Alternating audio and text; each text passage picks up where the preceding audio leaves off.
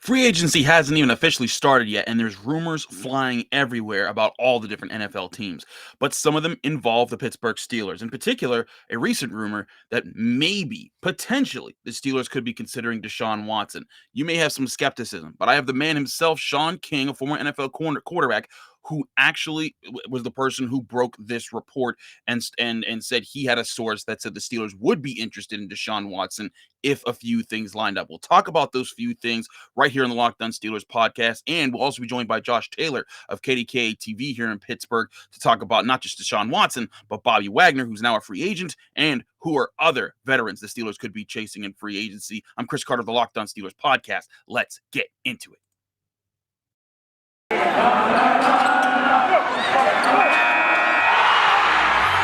You are Locked On Steelers, your daily Pittsburgh Steelers podcast, part of the Locked On Podcast Network, your team every day.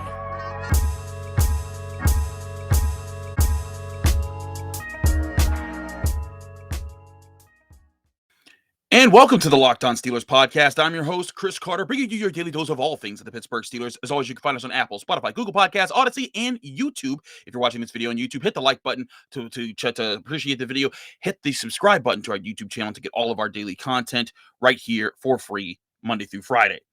If you're enjoying this show, also, you can help us out by going to Apple Music, or Apple Podcasts, and giving us a 5-star review with a positive comment. Doing both at the same time gets you a shout out at the end of the show. We thank you for making the Locked On Steelers podcast your first listen every day. So, like I said, we're about to have Shaun King, former NFL quarterback, who was a person who reported out on Twitter that Deshaun Watson might be coming to the Steelers if a few things worked out, or at least that there's interest there from both sides. I talked to Shaun on the phone, so we didn't have it on via our normal platform here where we have our logos and everything out, but I did get the recording, and I wanted to share this conversation with you because I think that there's some interesting parts to it. Now, I also think there's some skepticism. I'm still skeptical that this is even a possibility, considering that Deshaun Watson, with his 22 charges of potentially sexual assault, sexual harassment, those things are way up in the air, and his grand jury hearing is on Friday to determine that. But Shaun King is a guy who's coached. He's a guy who's played. He's a guy who's been in media. He does have unique connections around the NFL world. So I wanted to get his thoughts on how he saw this developing and ask him more questions about how he could see this playing out. Without further ado, here's my interview with Shaun King. And joining me on the Locked On Steelers podcast is none other than himself, Shaun King, former NFL quarterback. Guy's played in NFC Championships games. Shaun has done a lot of great work. He's had me on his show, The Nightcap, out in Las Vegas. Shaun, first of all, how you doing, my man? Man, I'm excellent. Excited that March Madness is on the way. Also a lot of news happening in the National Football League. So, I mean, what a time to be alive, right? Absolutely. Now, Shaun, I'm going to cut to the chase here. You put out a report out there that basically that said that the Steelers would be considering Deshaun Watson if things go well with his grand jury hearing on Friday. Now, Shaun, there's a lot of people in Pittsburgh who would be very excited about this, but a lot of people in Pittsburgh who are very skeptical about this. I'm not asking you to reveal your source, but what have you heard essentially as like, are the Steelers just waiting to see how they play out and they really like Watson? Or is this something from more so from Watson being like, hey, I'd love to play for the Steelers?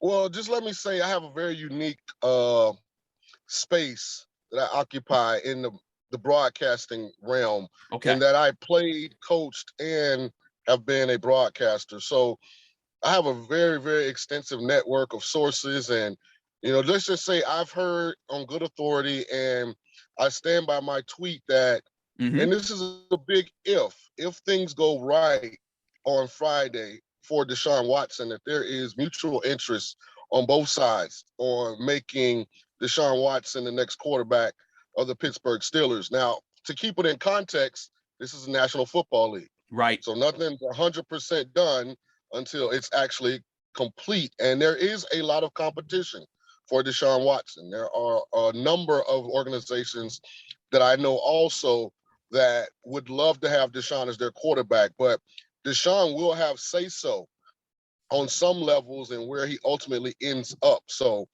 I stand by that report. I'm a big fan of the Steelers, of Mike Tomlin, and I hope it works because I think it would really catapult the Steelers into the legitimate conversation of contending for a Super Bowl in the near future. Shaun, some people are saying that one of the connections could be also Brian Flores, with the rumblings of, maybe Deshaun Watson was going to go to Miami back when Brian Flores was their head coach. Is that playing any part of this, or is this more so purely just the talent and the need are just a big fit? Well, I think the talent and the need are a big fit. I don't think it hurts that someone that was a head coach last year thinks so highly of Deshaun Watson, because I think the one thing that whatever organization that ultimately ends up with Deshaun, if any, end up with Deshaun, I'm not putting the horse in front of the cart until the legal situation has publicly and privately been completely cleared. They're going to have to be comfortable with whatever it is that the nuts and bolts of that investigation, actually hold. So, yes, that does not hurt. Obviously, when Brian was the head coach of the Dolphins, I'm sure that they did their due diligence. There was a point where we thought Watson to Miami was a done deal. So that does not hurt to have someone, another advocate, for you in the building. That's one of the big questions here. Now, I also want to give you a chance to respond to people who are contradicting your report. Jerry Dulac, longtime Steelers beat writer of the Pittsburgh Post-Gazette, says his sources say Steelers are not interested in signing Deshaun Watson, despite what anyone might be hearing or reading. Shaun, again, you like you said, you have a unique position where you've been a player, you've been a coach, you're working in media now, you've done all the things. What do you say to people that are saying to you, like, hey, this isn't something that's even in the realm of possibility? Well, I just think when you say never and not in the realm of possibility, that's a dangerous line to take when you're dealing with the National Football League. If you go back to the initial team press conferences at the Combine, Pete Carroll and the Seattle Seahawks were asked what it would take to potentially move Russell Wilson. And they emphatically said Russell Wilson is not available for trade. And now here we sit a week and a half, 2 weeks later, and Russell Wilson is a Denver Bronco. And sometimes you get information, Chris, and I'm being completely honest and candid. I'm not paid to break news. So when I post something, it's from a reliable source and it's legitimate. I broke in late October of last year that Jim Harbaugh was leaving Michigan to go to the NFL. And I had that from a reliable source. It had not been put out anywhere. People scoffed at me, laughed at me. They beat Ohio State. Why would he ever leave? As soon as the bowl game was over, what happened? Jim Harbaugh allegedly leaving Michigan to go to the NFL. If he gets offered the Vikings job that he interviewed for, he takes it. Ultimately, he didn't get offered any jobs. He ended up staying at Michigan. So when you delve into the breaking news realm, you can be 100% right, and ultimately the story end up completely different. So this isn't me just throwing something out in the stratosphere. This isn't me trying to get clickbait. Like, I have it from a reliable source that if things go well Friday, that there's mutual interest to make Deshaun Watson the next quarterback of the Pittsburgh Steelers. That's a very intriguing statement. And a lot of Pittsburgh fans, that would shake everything up here in Pittsburgh. There's been lots of talk to Aaron Rodgers, Russell Wilson, Mason Rudolph, Mitchell Trubisky. Deshaun Watson was completely from left field. If this happened, Shaun, you really called it. But, I got to say, as a person who covers the Steelers, has been around the facility, this isn't something that I've heard of, but I'm very intrigued by this possibility here. Shaun, one of the things also I think that plays into is, like you said, it's not like guaranteed that everything goes right for him Friday. It's just a grand jury hearing. It's not like this is like, this is the final thing that will happen with him legally. This thing could still be dragged on. And I think that's the big thing is, if this drags on, do you see that still, does it need to be his name is completely cleared for the Steelers to consider him? Or from what you're hearing, even if this drags on, he's just not convicted or not, it doesn't look that he's ultimately guilty after this hearing on Friday, that he's still going to be, considered for this by the Steelers? I think it'll be a timing thing. And I have never heard this said publicly, but I do believe that behind closed doors, the NFL has told teams not to trade for Deshaun Watson, have told the Texans not to trade Deshaun Watson until there's more clarity in that situation. So if that clarity happens Friday, I do think the Texans will be very aggressive in trying to move him, especially considering what they just saw Seattle get in return for Russell Wilson. 2 1s, 2 2s, 3 young players, potentially starters. So the market for Deshaun is going to be very similar to the one for Russell. Now, if you're Pittsburgh and there is no clarity after Friday, at some point you'll have to make a decision. Do we Right. wait on Deshaun Watson or do we go forward with plan B? And sometimes that happens as well. That certainly could. Last thing for you here, Shaun, and you kind of spoke to it in your last statement. If this were a trade, what kind of picks or compensation are we talking here? The Houston Texans are giving up the guy that was supposed to save their franchise, even though everyone knows that there's some discontent between the two parties there. Is this a situation where it's 3 first-round picks and more, or is this a situation where the Texans are so desperate to get rid of him, there might not be as hard of a market for teams to get him? Maybe it's just 2 firsts and some change. Well, I think a lot of it depends on what player is involved. Mm. Denver gave Seattle a quarterback who had not succeeded, a tight end, and although he caught almost 70 balls, people still have question marks about his long-term elite potential, and a good young defensive lineman, but not a perennial Pro Bowler. The Steelers have legitimate Pro Bowl caliber players that they could potentially put in a deal, and that asset would lessen the amount of draft picks that they'd have to include in the deal. And ultimately, there could be interest from Deshaun and the Steelers, and the Texans could say the deal from Carolina or somebody else is just too good to pass up. That's a very interesting, option there. We will keep track of that here on the Locked On Steelers podcast. Shaun, thank you so much for taking time to be on the Locked On Steelers podcast. Let people know they can find you, follow you, and get more of your work. So you can follow me on Twitter at Real Shaun King. Also, I'm on VSIN, VSIN. I do a show nightly from 7 to 10 called The Nightcap. We're actually on YouTube TV now, and we're simulcast across a bunch of radio stations as well. So you guys follow me, support me. I'm not a person that puts out false information. At the same time, when you're dealing with the NFL, nothing's 100% until the deal is complete. That was my interview of Shaun King on his breaking of the rumor about Deshaun Watson and the Steelers potentially being a match. There's a lot to pick apart there with that conversation. We'll do that in just a second with Josh Taylor from KDK TV, who will join us right here on the Locked On Steelers podcast. But first, it's time to talk about betonline.net. It's that time of the year again because college basketball and March Madness is finally upon us. From all the latest odds, contests, and player props, betonline.net is the #1 source for all your sports betting needs and info to get you ready for March Madness to make the most money out of the craziest tournament in sports. BetOnline remains the best spot for all your sports scores, podcasts, and news this season. It's not just basketball either. BetOnline is your continued source for all your sports wagering information and needs, including live betting and your favorite Vegas casino games, whether you're talking about live sports like hockey, basketball, baseball, if it ever comes back, UFC, and everything else. And of course, live your favorite Vegas casino games you can play right in the app or on the website. But to do either, go check out the website or check out your mobile device to learn more about the trends in the action at BetOnline, where the game starts.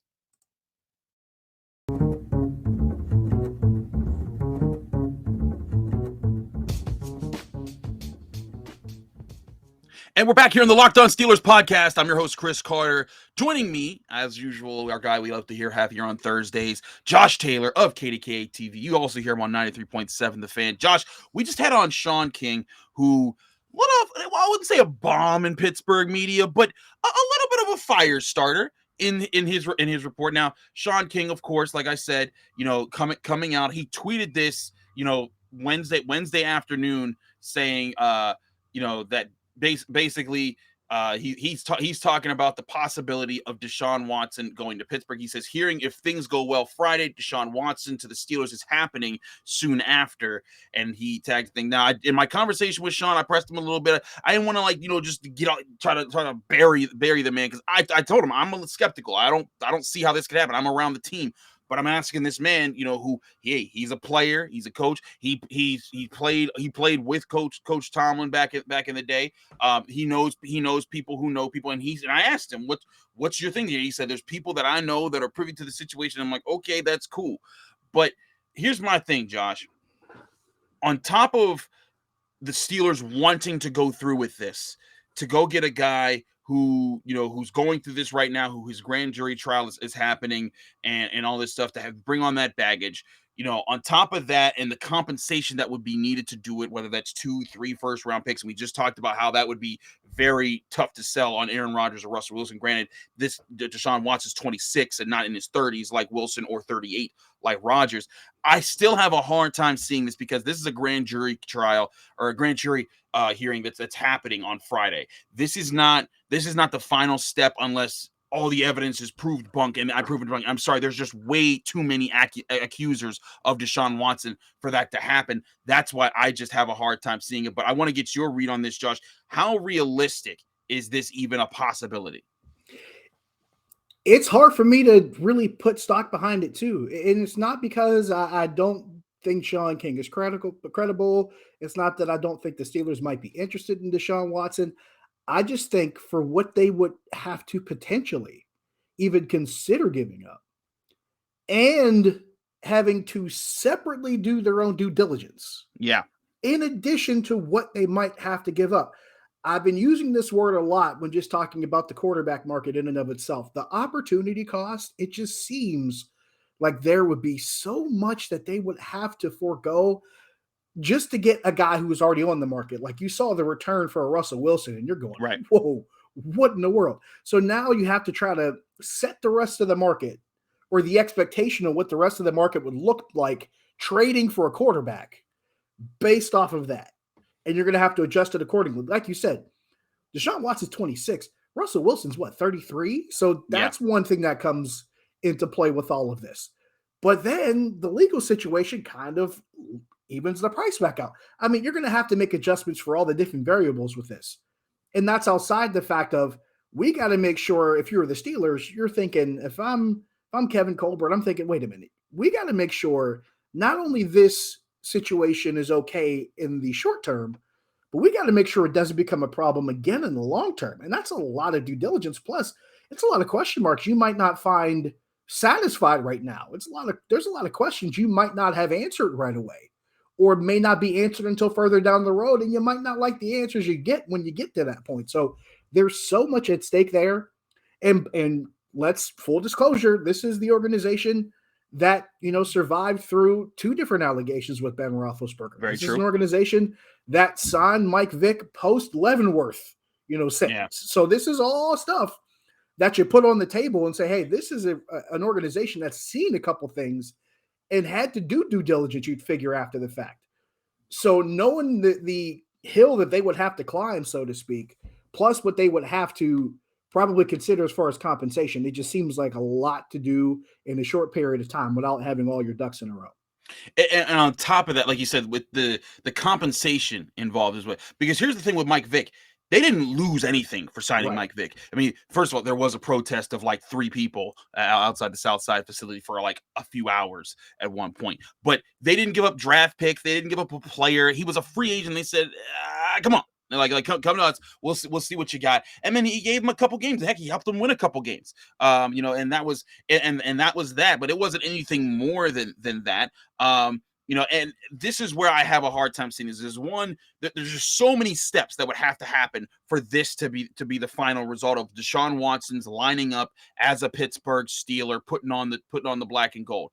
One, you need this trial to this grand jury. Like, all this evidence is thrown. It's just like, you know what? These witnesses, they're not witnesses. And I'm not saying that they aren't telling the truth. All I'm saying is it's a hard thing to say that you're going to throw out that many people who are accusing him of the same thing. So that to me is the first bar that's going to be extremely tough for him to cross. But even if that's crossed, say that miracle happens on Friday and everything works out and he's a clear man and his name is redeemed and everyone's talking about him on First Take and everything else after that, then there's going to be a bidding war. It's not just going to be the Steelers chase. Everybody wants a Deshaun Watson because before there's a bidding war for Aaron Rodgers, sure, but he's 38. This man is 26. He hasn't even gotten to the prime of his quarterback years. Prime quarterback years are like early 30s going into your mid 30s, like when Ben was starting to figure things out for him. Deshaun Watson has a long time to play in this NFL if he wants to and if he stays healthy.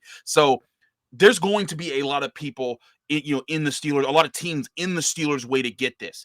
And so, and Shaun King even brought that up. He's like, hey, if the Carolina Panthers come through with an offer that the Texans really want, he's going to Carolina. Deshaun Watson won't have the say in that. So there's just, on top of those, you also have, like you said, the Steelers needing to, even if he is cleared, the Steelers are going to do their due diligence. Like you said, they're going to check in and say, okay, is this guy going to be a problem? Even if he clears this trial, is this something that's going to happen again in his career? And that's where I see problems happening for this whole thing lining up. It sounds like an awesome dream if the Steelers can get this superstar quarterback that everybody wants, that's now clear of all the things that made him not attractive in the NFL. It sounds like an amazing story. I'm just skeptical of something like that possibly happening. But again, I'm not discrediting Shaun with his source and that, or that whoever told him that he's making things up. I'm not saying that, but I am saying there's just a lot of things, even if that is true, that Steelers want this to happen, there's just way too many things for it actually to happen. It does really make you wonder just how long all this will take to sort out. I mean, we're talking about just a grand jury hearing coming up tomorrow. And that's not counting what could happen between now and the draft. That's not counting what could happen between now and training camp. Like there's just way too much that's still left hanging in the balance. And honestly, there's only so much I could say. You're the guy who knows about this more than I do, because you're the one with the expertise in the legal degree. I don't have any of those things. So, I mean, you can speak to that better than I could. But, just from what we know and just from trying to have an understanding of how the schedule is about to unfold with the league and what teams are expected to do here in the next couple months getting ready for the season, and you're going, wait a minute. How do you make all this and reconcile all that together? Exactly. And a clear conclusion. It's not possible right now. It's just highly, because that's the other thing, the timing of this. And Shaun King even pointed this out when I was talking to him. He said, hey, a lot of this is also the timing of it, because the Steelers are on a clock where free agency is around the corner. If you're trading for Deshaun Watson, you got to make cap room for that to happen. Right. And if you're making cap room, that means you're not chasing after free agents, and maybe you're not bringing back certain people to your organization. And then also that's going to alter your draft plans.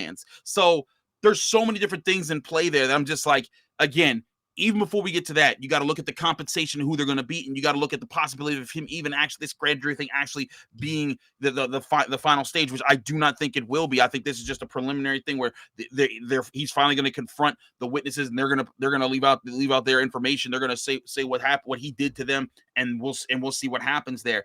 Again, I just don't see all of that clearing up in time for the Steelers to even do this. And, if it does, and I do think he'll play in the NFL someday. I do think that at some point, whether this will happen, he'll be out of the league for years, or he'll come back next year or something. And because he's talented, someone will give him a chance someday. That's just how the NFL works. No matter how evil you are. I mean, there's people that have killed people. There's people that have killed people, whether intentionally or with drunk driving, and have gotten back into the league. So, and I'm not advocating for Deshaun Watson. I'm just stating my opinion as far as that actually happening. But the Steelers being the team to do that, I just have a hard time seeing it. But again, that's why we brought Shaun King on to vet out, kind of say, hey, what's your story here? What are you saying? And that's why we had that conversation. But Josh, I want to talk to you about more veterans out here, because there was another one that hit the market Wednesday that everybody was talking about. Actually happened Tuesday. But officially they hit the market Wednesday, and now everybody's talking about it. I want to talk about other veterans the Steelers could bring in that are big names. And one of them, of course, is Bobby Wagner. We'll talk about him in just a second here on the Locked On Steelers podcast.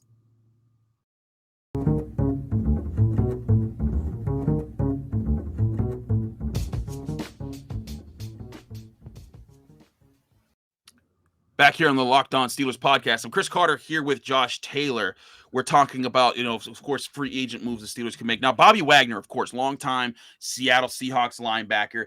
It was announced Tuesday that he was told by the Seattle Seahawks that he would be released soon. And of course, Wednesday it actually happened.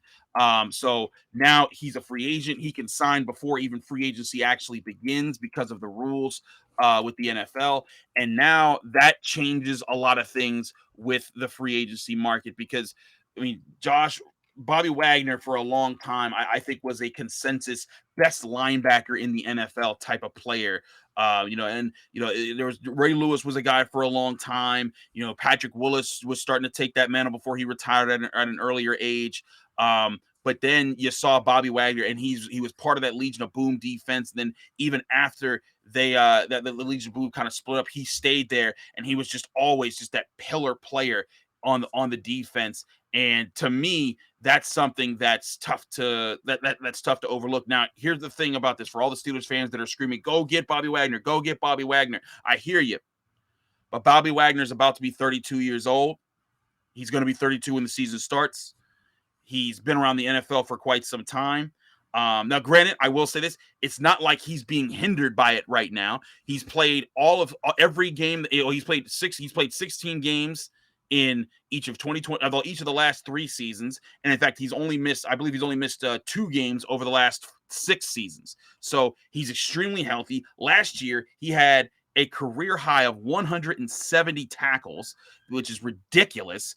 And he's, for the past, I think, 4 years or 5 years in a row, he's had at least 5 passes defensed in a season. He gets his hands on the football. He's a commander in the middle of the defense. He's someone that everyone wants there. But again, 32 years old, going to command a lot of money. Josh, is he a guy the Steelers could go after? Because, again, we talked about this with Aaron Rodgers. You want guys that are going to be there for a little bit longer of the haul. Bobby Wagner seems like a guy like maybe you sign him to a 2-year deal and just see how that goes.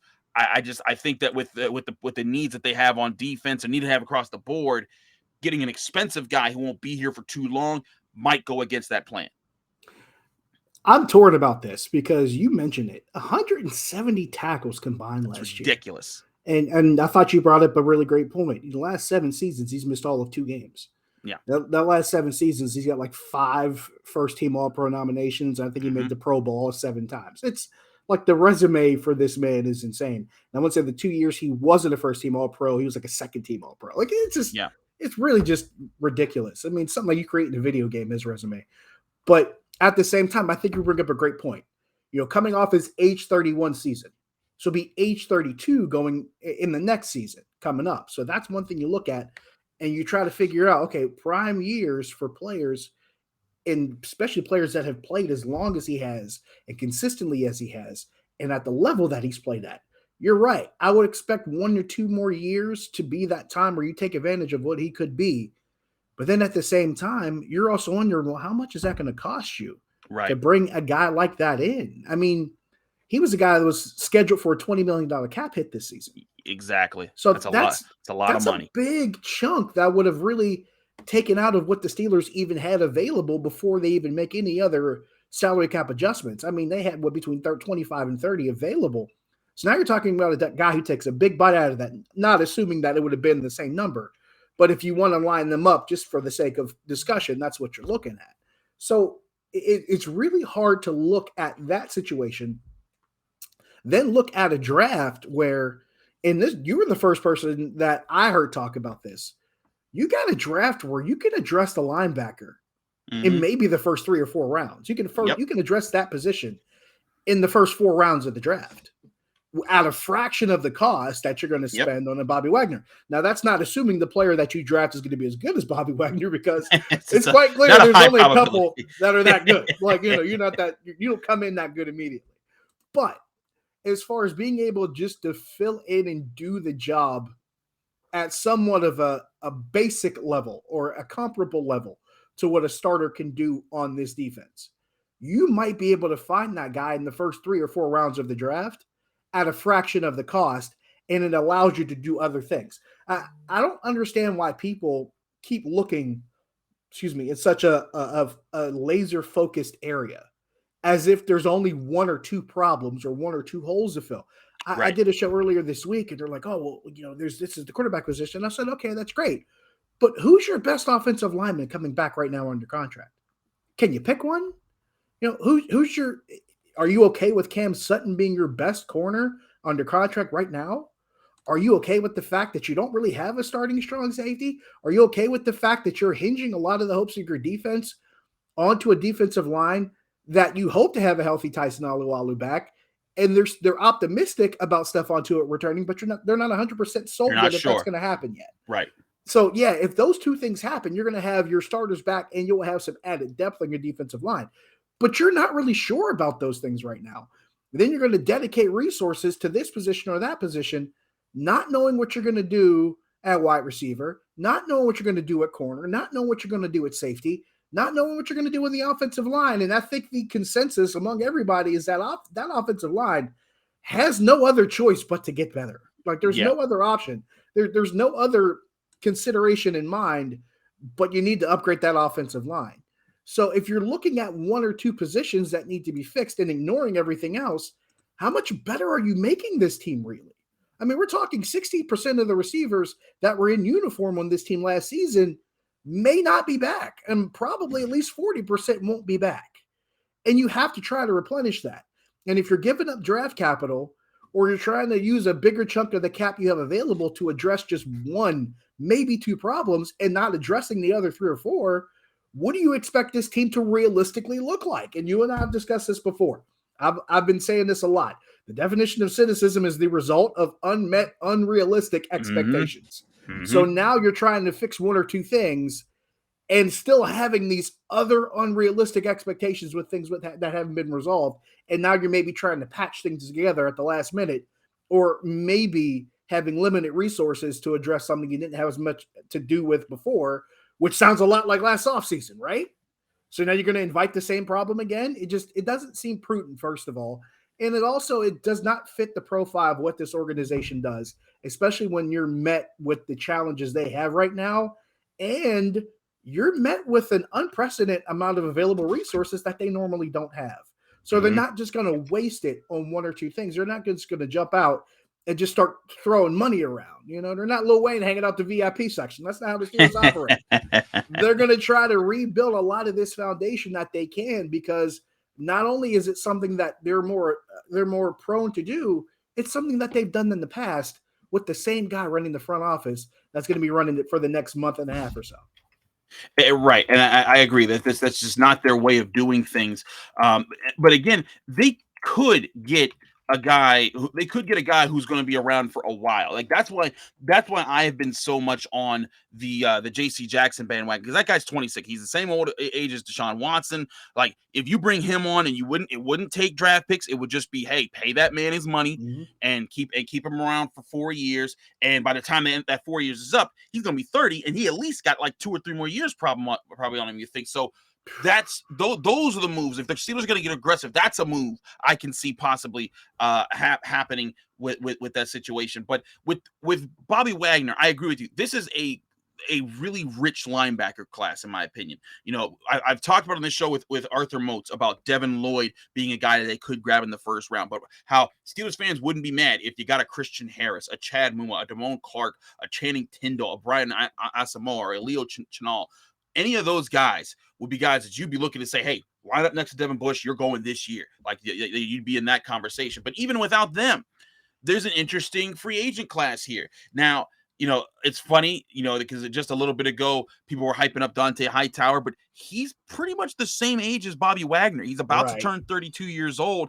And, you know, he's been very good. He's a Super Bowl champion, but he hasn't had the pedigree that Bobby Wagner has. But even outside of him, Josie Jewell, a guy who I think could be an interesting guy to pursue, because when he's had his one complete season where he started 16 games, 113 tackles, looked really solid, 4 passes broken up, wasn't too big of a detriment. But then he tore his pec at the beginning of this season, and he was out. He only played 2 games, and that's really all you've seen of him. So he'd be a guy that might not cost you that much, but maybe then again, who knows how the market will be this year. But with Bobby Wagner being out there, it might bump other guys down. If Bobby Wagner's costing so much, there's Devondre Campbell, Alexander Johnson, Foyesade Olakun, and then Leighton Vander Esch. And like I said, Donta Hightower, Anthony Bart, all these guys are out there that are being looked at.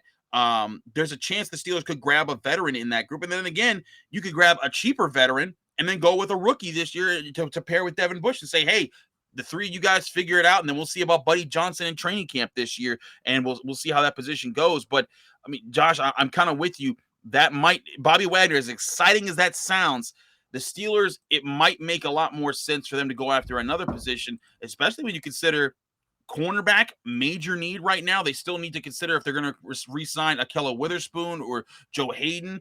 But you got guys, J.C. Jackson's out there at 26 years old. Stephon Gilmore, a guy who will also be 32 next year, in next season. He's around there. Carlton Davis, 25 years old. He's available. Casey Hayward Jr., though he's, of course, up there as well at 32 years old. There's plenty of guys out there that you could consider for the cornerback position, and I think that's also a position of need and one that maybe they need some staying power with long term. Yeah, and it stands to reason that we just talked about the linebackers available in this draft. There's some really good corners available in this draft too. Yes. I mean, we're talking Power 5 schools. We're talking Group of 5 schools. There was, a couple coming out of Cincinnati that are really attractive that could both go in the first round. You got a couple in some of the other Group of 5 schools. You got a couple HBCUs that have some really good corners coming out too. So yeah. It's another glut of that position where there's guys you could draft depending on the round. You could draft a guy, bring him in, and he might lock down a starting spot. Granted, one of the guys in the first couple rounds would be more likely to be an outside type starter, and maybe you get a guy in the third or fourth or fifth round that could be a starting nickel guy. I mean, this is the kind of talent that you're talking about coming in this draft. That's why I've been saying for the past few weeks, this doesn't feel like a steak and eggs draft for me. It feels like a meat and potatoes draft because you can bring in some guys that might not necessarily be the most flashy, big, just most ideal guys that have everything that a team might be looking for. But they're guys that are athletic enough, that are coachable enough, and that have the kind of tape. You say, wait a minute, we can plug this guy right now. He could be a starter. He might not be Pro Bowl caliber right away, but he might work his way in that direction. And that's what you want. If you can have something solid, stable, and consistent to start, and then start to grow on top of that, maybe that leap, that year 2 to year 3 leap that you see a lot of players take, that might be the thing that makes a difference as far as that guy becoming a quality or top-notch guy. But you could find, just like at linebacker, you could find a handful of guys in that first few rounds that could be quality type players to start in that corner position as well. Yeah, I agree. There's a lot of different needs that you could apply here for the Steelers. Corner is one major one. But like you also said earlier, offensive line's got to be considered. We were talking earlier this week about Ryan Jensen being a target. The Steelers can't go get everybody. They may have, like you said, they can't just go out and just say like, money, hey, we're not that. Right. That's not how this is working. But I do see the Steelers at least breaking the bank for one star and then some guys who could be considered role players. That could be a way to building longevity. And again, finding a guy who's going to stick around. Again, that's why I think J.C. Jackson needs to be at the top of their list because of his age, his production, and what he could mean to your organization in the long term at a major position of need. And then you could get to addressing linebacker, interior defensive line for depth. Find a more offensive linemen. You find those guys in the draft, and you build that way. But lots of different things to consider with the Steelers' path. Josh, it's a pleasure to always have you on this show. You're a lot of fun. You bring a lot of great insights. We're so glad to have you here talking about this thing and help me break down what Shaun White was saying, because I needed someone else to touch this story along with me to kind of keep that conversation going, to bounce it off of. So you were great in that regard. Thank you so much. Let people know they can find you, follow you, and get more of your work. Facebook, Twitter, Instagram, just look up Josh Taylor HD, and any other platform you can think of. I'm probably there under the same moniker. That's where you can find me. Absolutely. And you can find me, Chris Carter, host of the Locked On Steelers podcast, on Twitter and Instagram at Carter Critiques. And if you want to get this show, the Locked On Steelers podcast, you can find us on Apple, Spotify, Google Podcasts, Odyssey, and YouTube. If you're enjoying this video, hit the like button on YouTube. It really helps us out. Also, subscribe to the Locked On Steelers podcast YouTube channel to get all of our daily content Monday through Friday. And if you want to help us out even further, go on Apple Podcasts, check us out, give us a 5-star review and a positive comment. When you do both at the same time, it helps us out a lot. It lets people know what we're doing here, and we give you a special shout out at the end of the show. Thanks to all those who have already done it. Tomorrow we'll have Jenna Harner back on the show. She had her vacation. We gave her time off. Now she's going to be back. It's going to be an exciting time. I'm Chris Carter. Thanks for checking us out. We'll be back on your screens and in your ears very soon.